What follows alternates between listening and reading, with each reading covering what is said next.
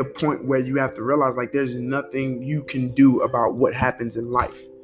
Like we have to like it really becomes imperative that you understand there are 10% of the things that happen in your life you're not going to have any control over, and it's okay. It's okay.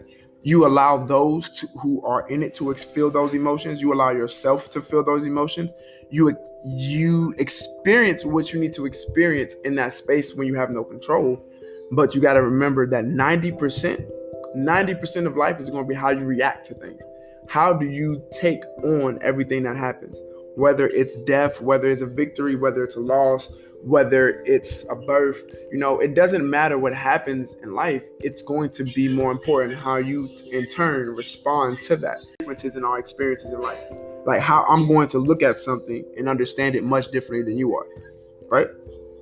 So you got to get yourself to a point where you're looking at life and you're understanding what's in your control, what's not in your control, and then those things that and then having that wisdom to understand the difference and then react accordingly. If it's not in your control, you take it to God. Like if you can't do anything about it, literally, it's one of those situations where you take it to God, you leave it at His feet, because there's nothing you can do. Like there's literally nothing you can do, right? But when it is in your control, you take the small steps to eventually bring it to where something is now different. You've made a change. You've affected a positive difference. That's when it's in your control. Sometimes it's going to be small steps. Sometimes it might be large steps. But when it's in your control, you should do everything in your power to get a result that you can be satisfied with, right? But when it's not, you got to leave it to God. And again, feel free to experience emotion. Like it's okay. Like the other day, like I didn't like people.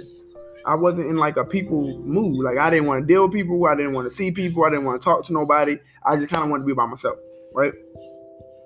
And I didn't feel bad about it. I was like, okay, it's okay for me to feel this way as long as I don't stay here. That's the key. It's okay to feel your emotion. It's okay to have your experiences, but it's not okay to stay in those things that are not positive for you. You got it?